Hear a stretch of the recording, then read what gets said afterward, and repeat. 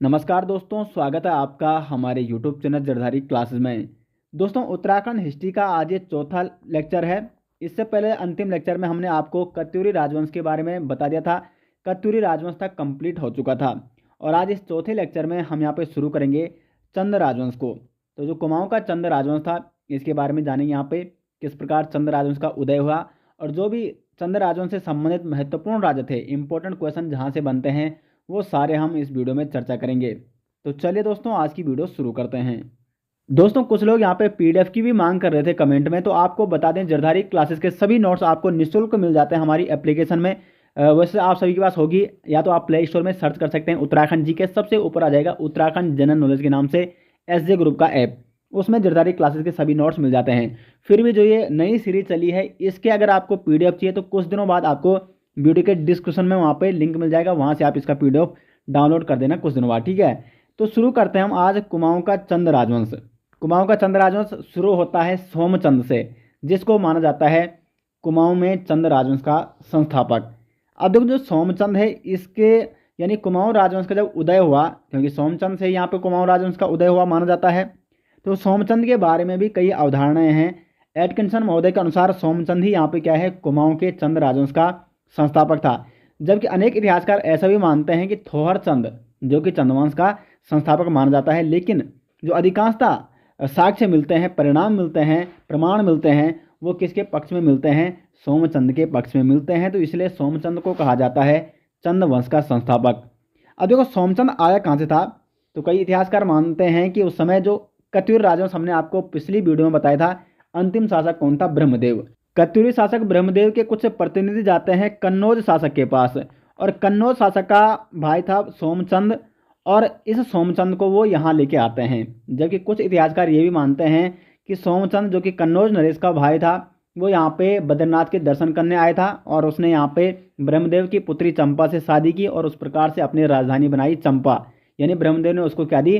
चंपा, जो चंपावत है, ब्रह्मदेव ने चंपावत उसको दहेज रूप में भेंट किया। जबकि कुछ इतिहासकार मानते हैं कि कत्यूरी नरेशों के अत्याचारों से पीड़ित होकर इस प्रदेश के जो निवासी थे, वो गए झूसी के राजकुमार को लेने, और झूसी का राजकुमार कौन था? सोमचंद। अधिकांश इतिहासकार मानते हैं कि जो सोमचंद था, ये झूसी प्रदेश से आया था। यहाँ पे इसने ब्रह्मदेव की पुत्री चंपा से विवाह किया और ब्रह्मदेव ने चंपावत को इसे क्या दिया? दहेज रूप में भेंट किया।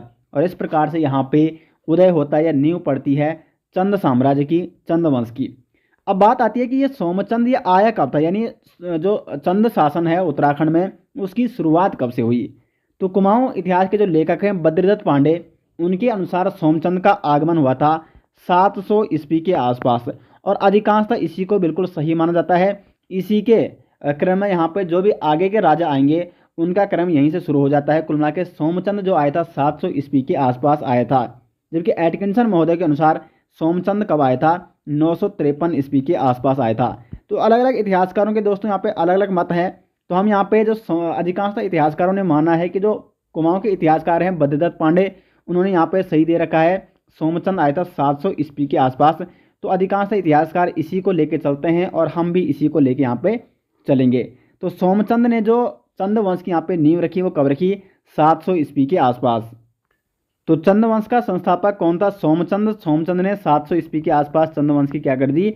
स्थापना की, और इस प्रकार से उत्तराखंड में उदय होता है चंदवंश का। इसने अपने राजधानी कहाँ बनाई? चंपावत बनाई।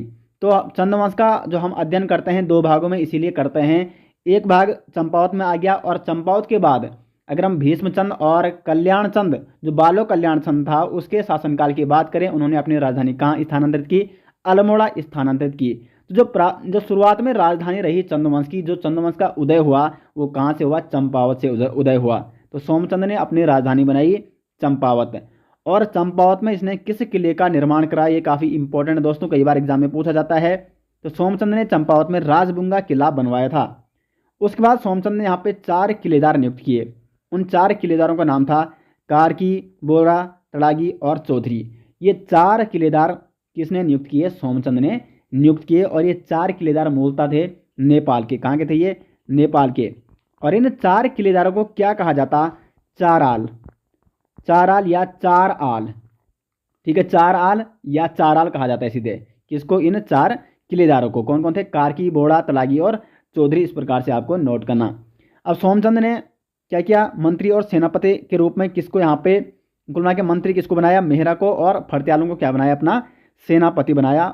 साथ ही साथ सोमचंद ने चौथानी ब्राह्मणों की भी क्या की, नियुक्ति की। चौथानी ब्राह्मणों की नियुक्ति किसने की, सोमचंद ने, यानी 4 ब्राह्मणों की नियुक्ति। अब देखो जो सोमचंद था वो एक मांडलिक राजा था। मांडलिक राजा का मतलब होता है दोस्तों, ये अभी स्वतंत्र शासक नहीं है। सोमचंद स्वयं में क्या है, स्वतंत्र शासक नहीं है, ये किसी न किसी अभी राजा के क्या है, अधीन है। इसलिए सोमचंद क्या था, एक मांडलिक राजा था। और ये किसका मांडलिक राजा था, डोटी के राजा। मैंने आपको कत्यूरी राजवंश जब हमने आपको बताया था, उसमें मैंने आपको बताया कि कत्यूरी राजवंश कई भागों में बंट गया था। उसमें एक महत्वपूर्ण जो शक्तिशाली भाग था वो था डोटी। डोटी नरेश उस समय कौन था, वो था जयदेव मल्ल। ये काफ़ी इंपॉर्टेंट है, जयदेव मल्ल हुआ करता था इस समय डोटी नरेश। और इस जयदेव मल्ल के अधीन आता था सोमचंद। यानी सोमचंद क्या है, अभी स्वतंत्र शासक नहीं है, ये एक मांडलिक राजा है। इसके ऊपर भी कौन सा राजा है, ये है जयदेव मल्ल, जो उस समय डोटी नरेश, और डोटी का है अभी वर्तमान में नेपाल में है। तो नेपाल और पिथौरागढ़ का कुछ हिस्सा ये डोटी जो नरेश था जयदेव मल्ल, उसके राज्य की सीमा के अंतर्गत आता था। और कहीं ना कहीं जो ये सोमचंद था ये भी इसके अधीन आता था। तो ये आपको कुल मिला के नोट करना है कि सोमचंद क्या है, स्वतंत्र शासक नहीं था, ये एक मांडलिक राजा था। और ये किसको देता था कर, ये डोटी के राजा जयदेव मल्ल को कर देता था। तो ये तो हो गया सोमचंद, जो कि चंद वंश का संस्थापक था। और ये है आपका यहाँ पे राजबुंगा किला, जो कि किसने बनाया, सोमचंद ने बनाया। अब देखो ये है कुमाऊं के चंद राजाओं की वंशावली। चंद राजाओं में टोटल कितने राजा हुए, कुमाऊं में 61 राजा। और यहाँ पे इसका आप स्क्रीनशॉट ले सकते हैं। वैसे हमारी एप्लीकेशन में इन सभी 61 राजाओं के नाम मिल जाएंगे, फिर भी यदि आपको स्क्रीनशॉट लेना है समझने के लिए तो आप यहाँ पे ले सकते हैं। और क्योंकि यहाँ पे सभी राजाओं के नाम मैंने बता रखे हैं, अब जो नीचे में जिन राजाओं के बारे में आपको डिटेल्स में बताऊंगा वो जो महत्वपूर्ण राजा है जिनके बारे में जानकारी मिलती है, क्योंकि सभी 61 राजाओं के बारे में कहीं जानकारी नहीं मिलती है। तो ये है यहाँ पे चंद्रवंश के अब प्रमुख राजाओं के बारे में हम बात करेंगे। तो चंद्रवंश का जो देखो प्रथम यानी स्थापना किसने की, चंद्रवंश की सोमचंद ने। और चंद्रवंश में जो चौथा शासक आया वो आया इंद्रचंद। इंद्रचंद का शासनकाल 758 से लेकर 778 ईस्वी तक रहा। और देखो जो ये शासनकाल है ना, इसको भी आपको ज़्यादा ध्यान नहीं देना है, क्योंकि इसमें अलग अलग इतिहासकारों का अलग अलग मत है, इसीलिए एग्जाम में शासनकाल से संबंधित एग्जाम में क्वेश्चन नहीं बनते हैं। तो इंद्रचंद इसके समय में उत्तराखंड में रेशम उत्पादन और निर्यात अधिक हुआ। ये काफ़ी इंपॉर्टेंट है। उत्तराखंड में रेशम उत्पाद और निर्यात किसके शासनकाल में अधिक हुआ, तो वो हुआ इंद्रचंद के समय। इसने नेपाल के मार्ग से चीन से व्यापारिक संबंध बनाए। तो चीन से व्यापारिक संबंध बनाने वाला शासक वो था आपका इंद्रचंद। और देखो इसने एक पटरंग वाली प्रथा इसके शासनकाल में हुआ करती थी। पटरंग वाली प्रथा ये क्या थी, एक झूठी खबर जिसमें रेशम का रंग पक्का हो जाता था। मतलब कुल मिला के झूठी खबर फैलानी थी। और ऐसा इसमें इस प्रथा में यह था कि जितना आप झूठी खबर फैलाओगे उससे क्या होगा, उससे जो रेशम का रंग है वो क्या हो जाएगा, उतना ज़्यादा पक्का हो जाएगा और उतना उसमें व्यापार में फ़ायदा मिलेगा। तो एक तो रेशम उत्पादन और निर्यात अधिक हुआ इसके शासनकाल में। और इस एक साथ ही साथ पटरंग वाली प्रथा जो किसके शासनकाल में प्रचलित थी, वो थी इंद्रचंद के शासनकाल में। ये दोनों इंपॉर्टेंट फैक्ट हैं जो आपको क्या करने हैं, नोट करने हैं। और साथ साथ चीन के साथ व्यापारिक संबंध भी इसने शुरू किए थे। उसके बाद 8वां शासक आया दोस्तों वीणाचंद। ठीक है, वीणचंद का शासनकाल माना जाता है 856 से लेकर 1869 में। ठीक है, ये काफ़ी इंपॉर्टेंट है। इंपॉर्टेंट क्यों है कि यूँ वीणचंद था एक विलासी राजा। वीणचंद क्या था, एक विलासी राजा था। और जब विलासी राजा था यानी अपने धुन में मस्त रहता था, बिल्कुल नशा नुशा करता था मस्त करके। और इसके शासनकाल में इसीलिए क्या हो गया, यहाँ पे खस जातियों ने प्रभुत्व बढ़ा दिया अपना। और खस जातियों ने इस प्रकार से यहाँ पे अपना प्रभुत्व बढ़ा दिया कि अगले 2 सालों तक कोई भी यहाँ से खस जातियों को कुमाऊं से हिला तक नहीं सका। यानी खसों ने 200 वर्षों तक कुमाऊं में अपना शासन जमा दिया। किसकी वजह से, इस विलासी राजा की वजह से जो ये वीणाचंद था। वीणाचंद से आप याद रख सकते हो विलासी, वीणा से विलासी। ठीक है, तो वीणाचंद क्या था, विलासी था। जब वो विलासी था तो उस समय खस जातियों को यहाँ पे प्रभुत्व बढ़ गया। तो कुल मिला के अगले 200 सालों तक फिर कुमाऊं में अब किसने शासन किया, खसों ने शासन किया। उसके बाद आता है वीरचंद। वीरचंद नाम से ही क्या लग रहा है, यहाँ पे वीर लग रहा है।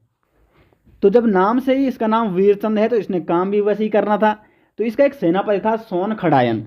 ये खतरनाक सेनापति था इसका, और इसने क्या किया कि खसों को यहाँ से भगा दिया, और वीरचंद को खस जाति का अंत करने का श्रेय भी जाता है। तो पुनः इसने क्या कर दिया, अब चंद वंश को पुनः से खड़ा कर दिया। तो चंद वंश की पुनः स्थापना कर दी किसने, वीरचंद ने कर दी, क्योंकि वीरचंद जो था, विलासी जो राजा था, इसके शासनकाल में खस जातियों का प्रभुत्व बढ़ गया था। यहाँ पे 200 वर्षों तक फिर यहाँ पे क्या हुआ, खस जातियों ने अपना प्रभुत्व जमा के रखा। लेकिन फिर आया वीरचंद और इसने यहाँ से खसों को भगा दिया, खसों का अंत कर दिया, और पुनः यहाँ पे स्थापना कर दी दोस्तों चंद शासन की। उम्मीद करते हैं आपको अच्छे से यहाँ पे समझ में आ रहा होगा। अब वीरचंद के बाद हम चलते हैं सीधे 17वें शासक पे, क्योंकि इस बीच कोई ऐसा महान शासक नहीं हुआ जिसका हमें कहीं उल्लेख मिलता होगा, और अगर कोई महान शासक हुआ भी होगा लेकिन जब उसका उल्लेख मिलता ही नहीं है तो हमें उसके बारे में जानकारी कहाँ से मिलेगी। तो इसलिए हम सीधे जाते हैं अब 17वें शासक की ओर, और 17वां शासक था चंद वंश का, वो था नानकी चंद। नानकी चंद का जो शासनकाल माना जाता है 1177 से लेकर 1195। अब इसके शासनकाल की एक इम्पोर्टेंट घटना यह है कि इसके शासनकाल में 1191 में नेपाल के शासक अशोक चल ने उत्तराखंड पर क्या किया, आक्रमण किया, और उत्तराखंड पे साथ साथ मतलब कुल मिला के कुमाऊं पर भी इसने क्या कर दिया, आक्रमण कर दिया। इसका उल्लेख हमें मिलता है गोपेश्वर त्रिशूल अभिलेख, जो कि अशोक चल के बारे में हमें जानकारी देता है। अशोक चल के बारे में कौन से अभिलेख से जानकारी मिलती है, 1191 का जो उसका क्या है, गोपेश्वर त्रिशूल अभिलेख है। तो अशोक चल ने किसके शासनकाल में यहाँ पे आक्रमण किया, नानकी चंद के शासनकाल में। इस प्रकार से एग्जाम में क्वेश्चन बन सकते हैं। हाल ही में किसी एक एग्जाम में अशोक चल से संबंधित क्वेश्चन इस प्रकार से पूछा गया था। देखो आयोग भी ना थोड़ा घुमा के क्वेश्चन पूछता है, डायरेक्ट आपको पूछेगा नहीं कि 1191 में किसने आक्रमण किया। क्वेश्चन ये पूछा गया था कि 12वीं शताब्दी में किस नेपाल शासक ने उत्तराखंड पर आक्रमण किया। एक अशोक चल था, एक कराचल देव था। तो देखो ये ना 1191 में, तो 11 सदी यहाँ पे पूरी हो चुकी है, और ये 1191 यानी ये 12वीं सदी है। ठीक है, जैसे हो जाएगा 1200 हो जाएगा, उसके बाद 9 साल बाद। तो 12वीं सदी में आक्रमण करने वाला नेपाल शासक कौन था दोस्तों, वो था अशोक चल। अब कईयों ने वहाँ पे क्या लगा दिया, कराचल देव लगा दिया, क्योंकि कराचल देव का जो आक्रमण था वो था आपका 1223। तो ये है आपकी 13वीं सदी। 1223 यानी 1200 सदी तो पूरी हो चुकी है। अब जो 1201 से स्टार्ट होगा वो आपकी हो जाएगी 13वीं सदी। तो 1223 ये क्या था आपका, 1223 तो ये तो 13वीं सदी है। लेकिन 12वीं सदी में, क्योंकि 1191 में किसने आक्रमण किया, उत्तराखंड में अशोक चल ने, तो 12वीं सदी में आक्रमण करने वाला शासक कौन था दोस्तों, वो था अशोक चल। और अशोक चल का जो हमें गोपेश्वर त्रिशूल लेख मिलता है उसके अनुसार 1191 में अशोक चल ने क्या किया, यहाँ पे मतलब आक्रमण किया था, और ये उसके अधीन हो गया था ये क्षेत्र। तो नानकी चंद के शासनकाल में अशोक चल का यहाँ पे आक्रमण हुआ था, ये आपको नोट करना है। आपको हर फैक्ट यहाँ पे समझना होगा, क्योंकि एग्जाम में जनरली क्वेश्चन जो बनता है थोड़ा घुमा के बनता है। उसके बाद इसके बारे में तो हमने बात ही नहीं की अभी। तो जो बालेश्वर मंदिर अभिलेख है, इसके बारे में, ये किसके बारे में जानकारी देता है, कराचल देव के बारे में। बालेश्वर मंदिर अभिलेख ये चंपावत में मिलता है, और यहाँ पे 1223 का ही अभिलेख मिलता है कराचल देव का। और इस अभिलेख में 10 मांडलिक यानी सामंत राजाओं का नाम मिलता है, जिसमें 3 राजा वो कौन थे, आपके चंद वंश के थे। अब देखो ये मांडलिक राजा हैं, कुल मिला के 10 मांडलिक राजाओं में से जब 3 राजा चंद्रवंश के थे, तो अभी भी क्या है, चंद्रवंश क्या है, पूर्ण रूप से स्वतंत्र नहीं हुआ है। कुल मिला के ये नेपाल के शासक है उनके अधीन अभी ये क्या कर रहे हैं, शासन कर रहे हैं उनके अधीन। तो चंपावत का बालेश्वर मंदिर अभिलेख कब मिला था, 1223 में मिला था, और ये किसका है, कराचल देव का। तो हमने यहाँ पे नानकी चंद तक चर्चा कर ली थी। नानकी चंद के बाद हम चलते हैं 23वां जो चंद शासक था वो था थोहरचंद, और इसका शासनकाल माना जाता है 1261 से लेकर 1275 तक। अब देखो जब मैंने वीडियो शुरू की थी उसी समय मैंने आपको बता दिया था कि इतिहासकारों की 2 अवधारणाएं हैं। अधिकांशतः इतिहासकार मानते हैं कि सोमचंद ही क्या है, चंद्रवंश का संस्थापक है। लेकिन हर्षदेव जोशी और श्री फ्रेजर के अनुसार चंद्रवंश का संस्थापक कौन है दोस्तों, वो है आपका थोहरचंद। अगर एग्जाम में इस प्रकार से क्वेश्चन बनेगा, क्योंकि किसी प्रकार से भी आयोग आप क्वेश्चन बनाने लग गया है कि हर्षदेव जोशी और श्री फ्रेजर के अनुसार चंद्रवंश का संस्थापक कौन है दोस्तों, तो वो है आपका थोहरचंद। तब आपको सही क्या करना है, थोहरचंद करना है। उसके बाद 25वां शासक था त्रिलोक चंद। इसका शासनकाल माना जाता है 1296 से लेकर 1303 ईस्वी तक। इसने राज्य का विस्तार किया, और साथ ही साथ छकाता परगना जो कि नैनीताल के अंतर्गत आता था, ये इसने विजित किया। और इसने भीमताल में क्या किया दोस्तों, किला बनाया। तो भीमताल में किला किस चंद शासक ने बनाए, तो वो बनाया था त्रिलोक चंद ने। उसके बाद 28वां शासक हुआ अभय चंद। अभय चंद का शासनकाल माना जाता है 1344 से लेकर 1374 तक।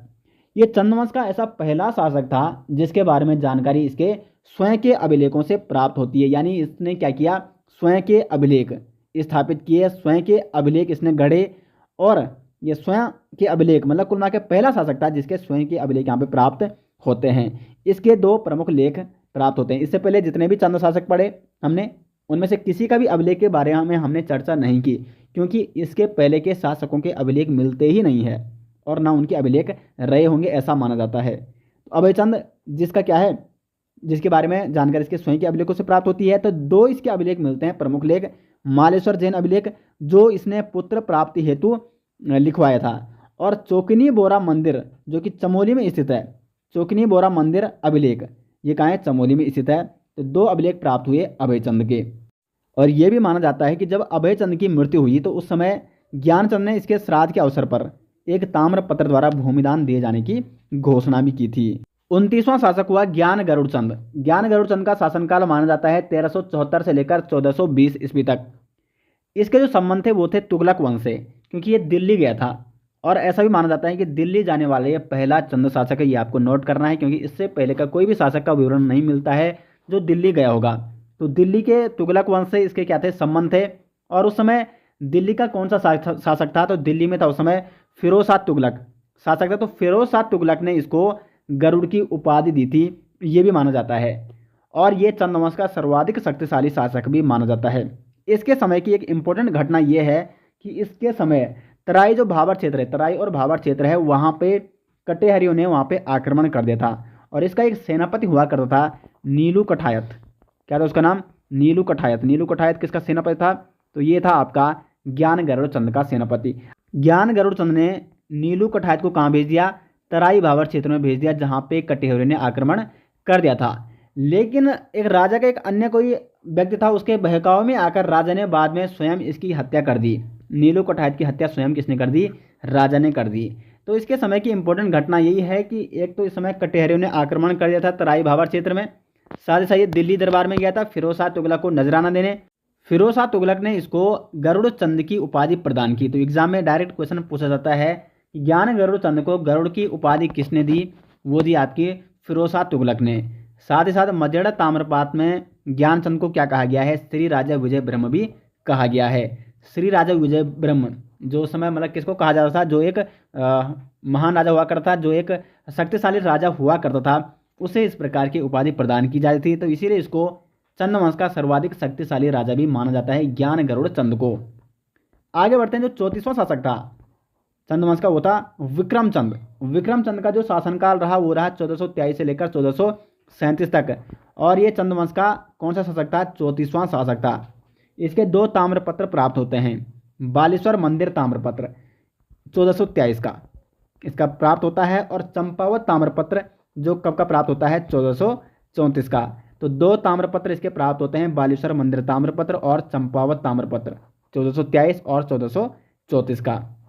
उसके बाद यहाँ पे भारती चंद, ये काफ़ी इंपॉर्टेंट शासक है दोस्तों। इसके बारे में काफ़ी अच्छे से आपको समझना होगा, क्योंकि इसके बाद जो चंद शासक हो जाएंगे वो क्या हो जाएंगे, स्वतंत्र हो जाएंगे। इससे पहले के जो चंद शासक थे वो कैसे माने जाते थे, मांडलिक राजा माने जाते थे, सामंत माने जाते थे। भारती चंद जो कि 35वां शासक था चंद्रवंश का, और इसका शासनकाल माना जाता है 1437 से लेकर 1450 ईस्वी तक।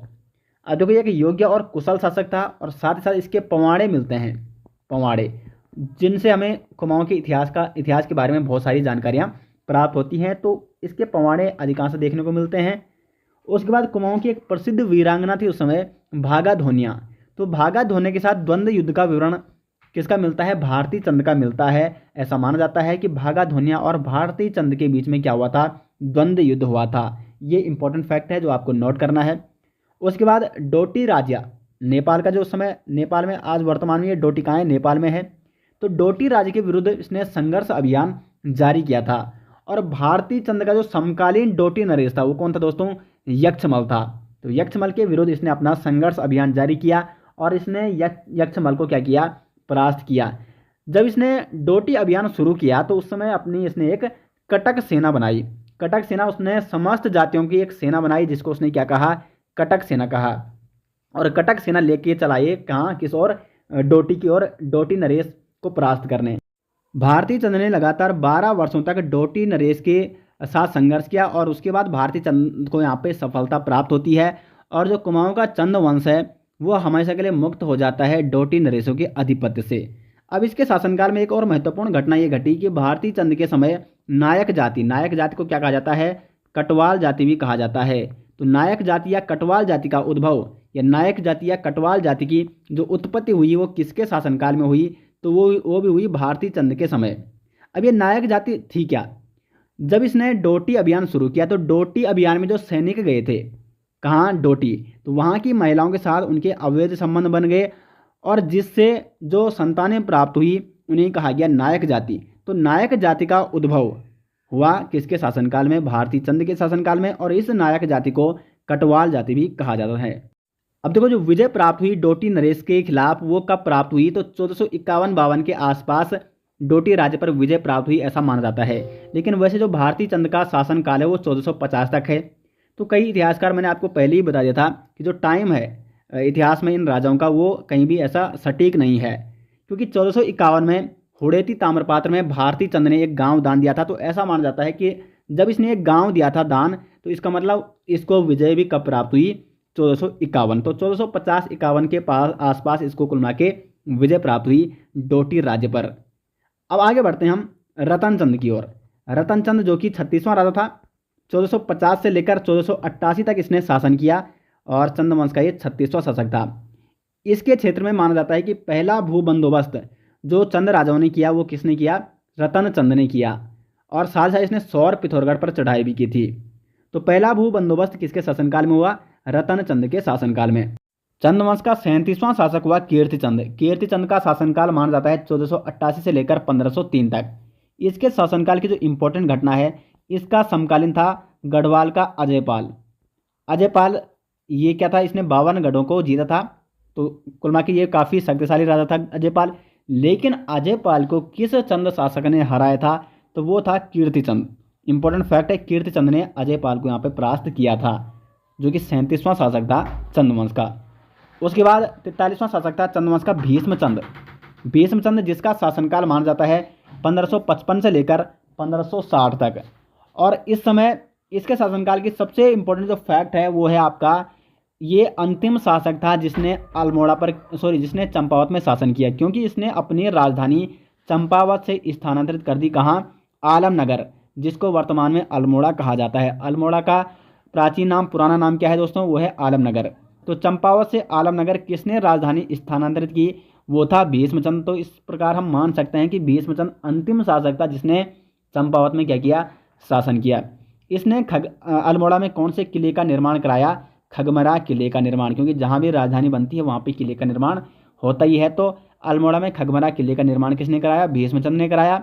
और चंपावत में शासन करने वाला ये अंतिम शासक, इसलिए इसको कहा जाता है। अब देखो अल्मोड़ा इसके शासनकाल में राजधानी बनकर पूर्ण नहीं हुई। राजधानी किसके शासनकाल में बनकर पूर्ण हुई, वो हुई बालो कल्याण चंद के शासनकाल में। उसके बाद 44वां शासक, भीष्मचंद के बाद कौन राजा बना, बालो कल्याण चंद। 44वां चंद शासक था ये, और इसका शासनकाल था 1560 से लेकर 1568 तक।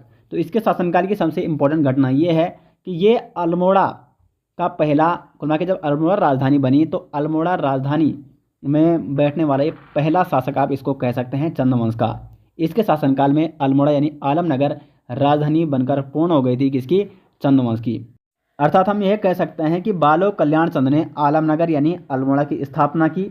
और इसके शासनकाल में एक अभिलेख प्राप्त होता है इसका कालापानी गाड़ में, जो कि पिथौरागढ़ में स्थित है। 1563 में इसने अल्मोड़ा में लाल मंडी किले, जो कि कहाँ स्थित है, पलटन बाजार में। अल्मोड़ा के पलटन बाजार में लाल मंडी किले का निर्माण किसने कराया, 1563 में वो कराया बालो कल्याण चंद ने। बाद में 1816 में जब अंग्रेजों ने गोरखाओं को परास्त कर दिया तो अंग्रेजों ने इस किले का नाम फोर्ट मेरा भी रखा, फोर्ट मेरा। उसके बाद मणकोटे राज्य को भी चंद साम्राज्य में किसने मिलाया, तो उसका श्रेय भी जाता है बालो कल्याण चंद को। महाराष्ट्र एक लेखक हुए, प्रसिद्ध लेखक अनंत देव, इन्होंने अपने ग्रंथ स्मृति कौतुम में कल्याण चंद को क्या कहकर पुकारा है, प्रजा हितैषी। प्रजा हितैषी बताया है बालोक कल्याण चंद को? किसने? अनंत देव ने। चंदवंश का 45वां शासक हुआ रुद्रचंद। रुद्रचंद का शासनकाल माना जाता है 1568 से लेकर 1597 तक। रुद्रचंद से संबंधित काफ़ी इंपॉर्टेंट फैक्ट हैं इसके शासनकाल से संबंधित, और यहाँ से क्वेश्चन कई बार एग्जाम में डायरेक्ट बनते हैं, तो इसको हम काफ़ी अच्छे से यहाँ पे अध्ययन करेंगे। बड़े ध्यान से आपको नोट करना है। रुद्रचंद, सबसे बड़ी बात है, सबसे इंपॉर्टेंट फैक्ट है, यह अकबर का समकालीन था। अब जब ये अकबर का समकालीन था तो उस समय आप सभी जानते हैं कि अकबर ने तो अकबर ने पूरे हिंदुस्तान के सभी राजाओं, अधिकांशतः राजाओं ने आधिपत्य स्वीकारा था। किसका? अकबर का। तो फिर रुद्रचंद ने भी क्या किया? अकबर की अधीनता को स्वीकारा था। कब? 1587 में। 1587 में रुद्रचंद ने अकबर की अधीनता को स्वीकारा था, ऐसा इतिहासकार मानते हैं। आईने अकबर के अनुसार कुमाऊं को दिल्ली सूबे में दर्शाया गया, क्योंकि अब ये जो कुमाऊं हो गया ये किसके अंतर्गत आ गया? किसके आधिपत्य में आ गया? अकबर के आधिपत्य में आ गया। तो इसलिए आईने अकबर के अनुसार कुमाऊं को भी दिल्ली सूबे में दर्शाया गया। रुद्रचंद ने अपने नाम से रुद्रपुर नामक नगर भी बसाया, जो कि कहाँ स्थित है? आपका उधम सिंह नगर में स्थित है। हुआ यूँ था कि जब रुद्रचंद यहाँ पे शासन कर रहा था तो इसका जो तराई क्षेत्र था इसके राज्य के अधीन, वहाँ पे हुसैन खां ने कब्जा कर दिया। रुद्रचंद जाता है और वहाँ पे हुसैन खां को परास्त करके आता है, और उधम सिंह नगर में उस समय रुद्रपुर नगर को वो बसा के आता है। तो उधम सिंह नगर में रुद्रपुर नगर का निर्माण या रुद्रपुर नगर को किसने बसाया? तो वो बसाया रुद्रचंद ने। एक अन्य युद्ध का विवरण भी मिलता है यहाँ पे, बधानगढ़ युद्ध। ये आपको नोट करना है दोस्तों, बधानगढ़ युद्ध किस किस के बीच हुआ? तो बधानगढ़ युद्ध हुआ रुद्रचंद और बलभद्र शाह, जो कि इसका समकालीन कौन सा गढ़वाल शासक था? बलभद्र शाह। तो रुद्रचंद और बलभद्र शाह के बीच होता है बधानगढ़ का युद्ध। और यहाँ पे तो रुद्रचंद का सेनापति या चंद्रसेन का सेनापति पुरुषपंत किस युद्ध में मारा जाता है? वो मारा जाता है बधानगढ़ युद्ध में, जो कि हुआ था रुद्रचंद और बलभद्र शाह के बीच में। उसके बाद रुद्रचंद ने अल्मोड़ा में मल्ला महल का निर्माण भी किसने कराया? रुद्रचंद ने कराया। और बधानगढ़ युद्ध में, जैसे मैंने आपको पहले ही बता दिया है, रुद्रचंद का सेनापति मारा जाता है पुरुषपंत। बधानगढ़ युद्ध जो कि रुद्रचंद और बलभद्र शाह के बीच होता है, और वहाँ पे सेनापति पुरुषपंत मारा जाता है, जो कि किसका सेनापति है? रुद्रचंद का सेनापति है। अब यहाँ पे इंपॉर्टेंट फैक्ट ये है कि रुद्रचंद ने त्रैवणिक धर्म निर्णय नामक धर्मशास्त्र लिखा है। त्रैवणिक धर्म निर्णय नामक धर्मशास्त्र की रचना किसने की? वो की रुद्रचंद ने। और इस धर्मशास्त्र में इसने सामाजिक व्यवस्था को पुनः स्थापित किया, जिसमें समाज में ब्राह्मणों को 3 भागों में बांटा: चौथानी ब्राह्मण, तिथानी ब्राह्मण और पितलीय ब्राह्मण। जो चौथानी ब्राह्मण थे ये सबसे ऊंचे ब्राह्मण होते थे, सबसे ऊंचे कुल के ब्राह्मण इनको माना गया, चौथानी ब्राह्मण, और ये आपस में परस्पर विवाह कर सकते थे। उनके नीचे आते थे तिथानी ब्राह्मण। तिथानी ब्राह्मण जो थोड़ा नीचे ब्राह्मण थे, इनको पंचबीड़ीय भी कहा जाता है। और इनके भी नीचे आए थे पितलीय ब्राह्मण, जिनको हलीय ब्राह्मण भी कहा जाता है। तो चौथानी ब्राह्मण हो गए सबसे उच्च ब्राह्मण होते थे। तिथानी ब्राह्मण को पंचबीड़ीय ब्राह्मण भी कहा जाता है, और पितलीय ब्राह्मणों को हलीय ब्राह्मण भी कहा जाता है। क्या कहा जाता है? हलीय ब्राह्मण भी इनको कहा जाता है। कुछ अन्य वर्ग, समाज को अन्य वर्गों में किस किस में बांटा? गुरु हो गया, पुरोहित, वैद्य, सईस, राजकोली, पहरी, बनजिया, टमटा, जो कि ताम्रपातों के निर्माता थे। सईस को बखरिया भी कहते हैं, ठीक है, सईस को बखरिया भी कहा जाता था। राजकोली हो गया, पहरी, बनजिया, इनके काम के आधार पर इन्होंने इनको इन वर्गों में बांटा। किसने? रुद्रचंद ने।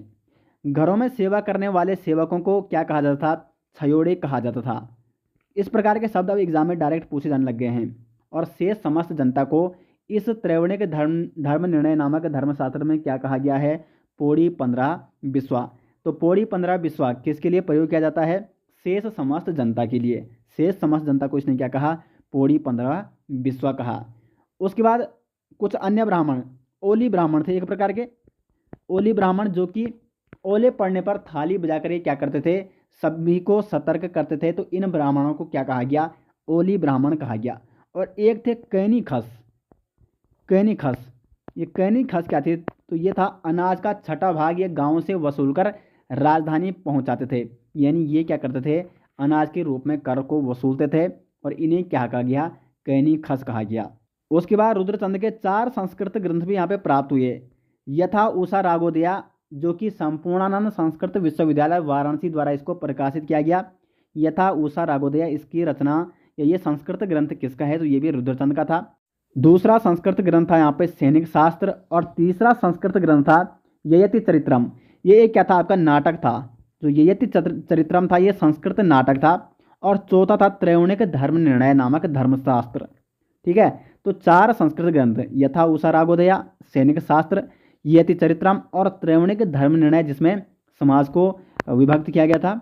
समाज को यहाँ पे देखो जो ये वर्ग हैं इनको काम के आधार पर बांटा गया है, ब्राह्मणों को भी यहाँ पे बांटा गया है, सबको यहाँ पे अलग अलग काम दिए गए थे, किसके द्वारा, रुद्रचंद के द्वारा। तो दोस्तों आज हमने यहाँ पे 45वां शासक रुद्रचंद, यहाँ तक हमने आज चर्चा कर ली है चंद्रवंश के इन राजाओं, जो भी हमने इंपॉर्टेंट जो राजा थे उनके बारे में यहाँ तक चर्चा कर ली है। बाकी जो राजा हैं उनको हम नेक्स्ट पार्ट में लेके आएंगे। और आपको सीरीज कैसी लग रही है, वीडियो कैसी लगी, कमेंट बॉक्स में ज़रूर बताएं। हमारा उद्देश्य है कि आपको हर इंपॉर्टेंट फैक्ट यहाँ पे बताया जाएगा जो भी एग्जाम के व्यू पॉइंट से इंपॉर्टेंट है, और कोई भी यहाँ पे आपका क्वेश्चन छूट ना पाए एग्जाम में, इस प्रकार से यहाँ पे आपके लिए डिटेल्स में हम नोट्स यहाँ पे बिल्कुल प्रोवाइड करा रहे हैं। तो बने रहे दोस्तों, और मिलेंगे आपके फिर नेक्स्ट वीडियो के साथ। तब तक के लिए धन्यवाद।